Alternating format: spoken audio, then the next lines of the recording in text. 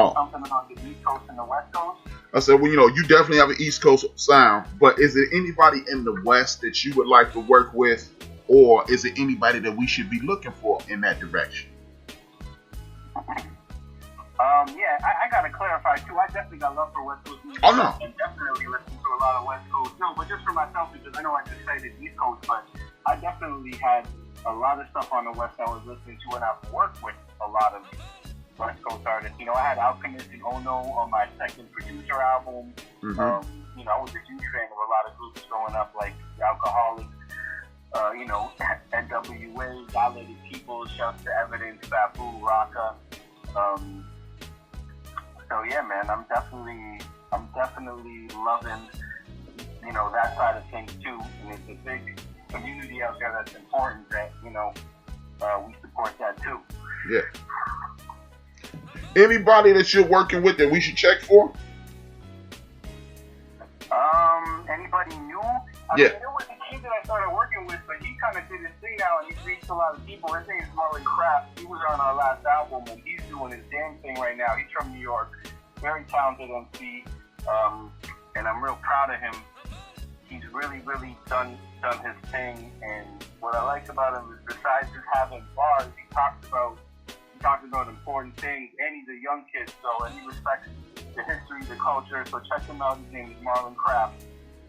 Okay, another thing is this. Speaking about things, in the past, music was the musicians like yourself and others. You guys were the beacon of light that guided us through darkness. We, uptick in police, well, actually, the visual uptick in police brutality and other injustices. I know this is almost a rhetorical question, but I don't see a lot of artists making music about that. Is that just money driven, or is just people don't care anymore? You're talking about people talking about what's going out there in terms of political, yeah, or just in the community. Yeah, I mean, so me, Styles P, and Pharaoh dropped a song called "Same Shit, Different Toilet." It's on Spotify. I highly suggest hip hop heads go check that song out. Mm-hmm. Got a hard ass beat, and they're talking about very, very important things. It's kind of depressing because we made the song about 3 years ago, and it's just as relevant in this moment as it was back then, which is a big problem. Mm-hmm. Really touching on police brutality and what's going on. We're just straight racism in America between police officers and, people getting killed. So definitely go check that out. So I'm fortunate to work with artists that talk about things like that. Mm-hmm. But I can see how people are hesitant to do it because, some people don't want to. Some people resort to music to forget their problems. So mm-hmm. it takes a certain fan to want to be challenged with lyrics and politics when it comes to music. Like some people after a week, they just want to unwind and listen to mindless stuff. And you got to respect that too. But yeah, there's definitely a lot of artists out there talking about real stuff and challenging people. And, you just got to find them. With that being said, you're not born here. You've been here more than 20 years. You've had your eye on the community. As a person not from here, stepping into this culture, what do you think? When you look around, or are some of these same issues transferring to Canada, and it just seems like one big melting pot, or is it just like what does a person who's not from here look at America and think? Look at America, and what do they think? I'm actually very defensive when it comes to talking about America because I've played both sides of the fence. Okay. I grew up in Canada. I lived there. Canada has this. Let's say Canada had a publicist. Our publicist is doing a great job at making Canada, look like this a beautiful, amazing place. And for the record, it is. But we are not exempt from some of the same issues that are going on here. We have racism. We have a lot of problems in Canada. So I kind of get mad sometimes when some of my Canadian friends are like, oh man, America's all messed up and this and that. It's like, no. And the reason I get frustrated is because I lived here for 20 years. So mm-hmm. I know there's people here in America that are fighting the good fight. There's, right. Over half the country are fighting the good fight. So I get very defensive because this country gave me my career. So I love the United States of America with all my heart. That being said, there's a lot of problems. So, there's a lot of work to do.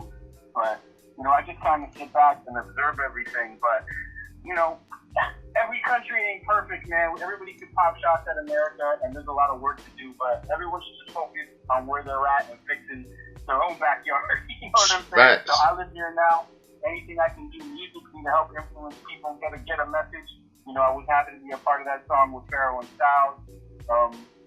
Especially when it comes to the police violence towards black people, because as a white dude, for me personally, I just shut up and listen. I listen, because I will never understand or experience the same vibe that my black brothers are experiencing in the streets when it comes to things like that. So my job is just to listen, take note, and help in any way I can with my voice. So that's what it is for me.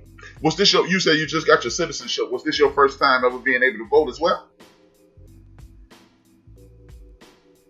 That is correct. And I was very happy to contribute my vote this year. And it was my first time voting. I voted early in Brooklyn. And it felt great to be able to contribute in that way to, I'm not I voted for Joe Biden, but people like to talk about these type of things, but that's what side I lie on right now, because I wasn't a fan of Donald Trump. I didn't think his energy was doing anything positive for the universe or this country. Exactly.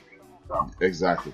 When you, I totally identify with the thing in regards to take a step back and look at what's going on before you criticize, because I'm from Chicago.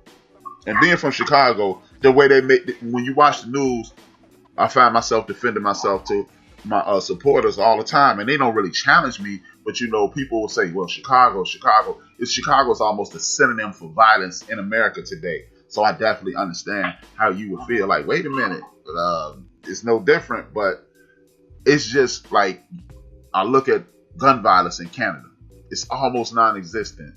And then you come here and you thrown in the mix. And you're in one of the hottest places in America. It's just crazy. And now you come here, and in the midst of a pandemic, you got the leadership attempting to take away healthcare, something that's also a part of your culture in Canada. How has this COVID thing affected you and the people around you? Well, it's definitely more peaceful for me to know that all my immediate family, like my mother, my brother, my cousins, they're all up in Canada with universal health care during a time like this, because that's just peace of mind right there. Right. I do wish that existed here. And I don't know if it's possible. Hopefully someone works towards it.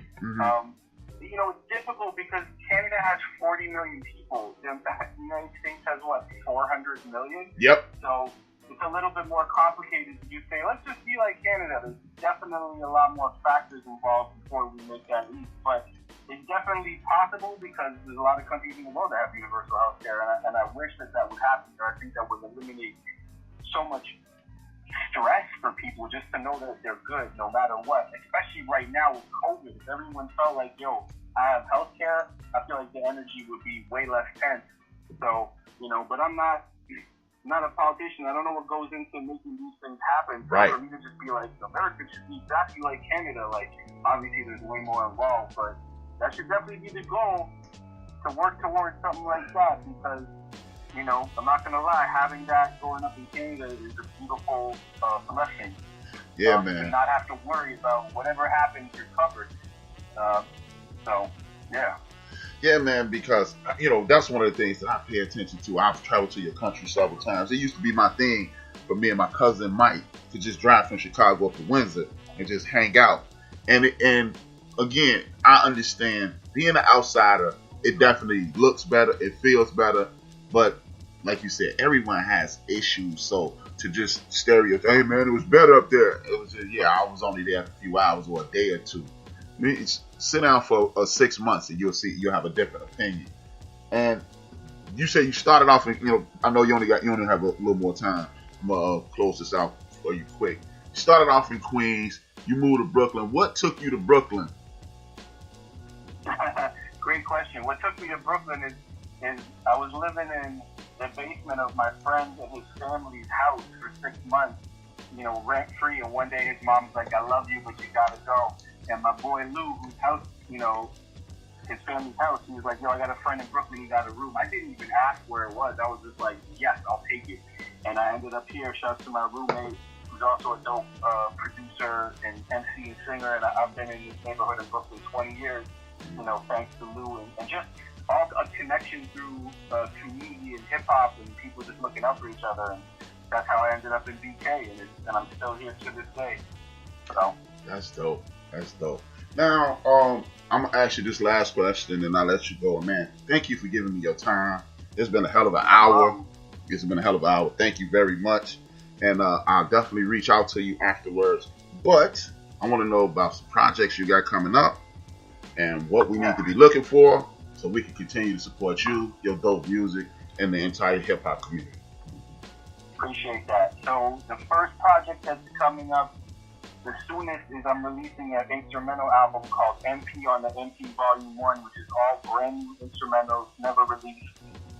And that'll be out, I would hope, in a couple months. I'm just waiting on a new test press, and that'll hit the digital. It'll be available, exclusive limited vinyl, because I'm a vinyl head, that I'll sell only on my website. And I'm actually making a cassette, too, for all the OGs that still collect cassettes. So that's dropping MP on the MP Volume 1. It's going to be a series that I'm going to keep continuing. Because I got so many beats that never found a home that I really love that I want people to hear it. So that's the first thing that's coming out. And then the next big thing is me and Master Ace are working on our second album. I can't say when that'll come out, but the beats are pretty much 90% done, and he's in writing mode. So shout out to Ace, who will be doing a follow-up album to A Brooklyn Story. And I'm very excited about it.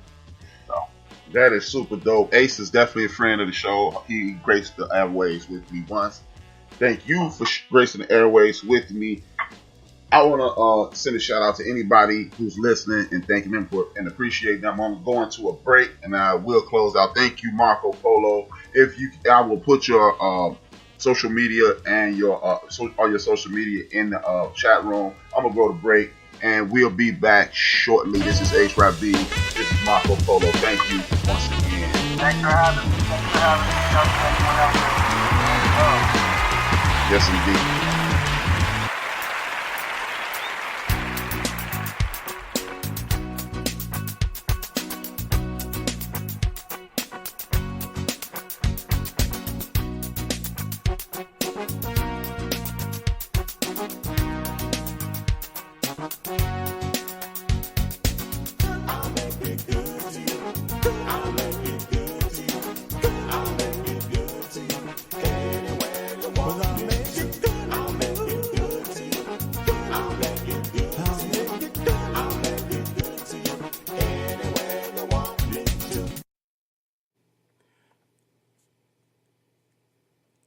Did you know that the richest person ever was a black man?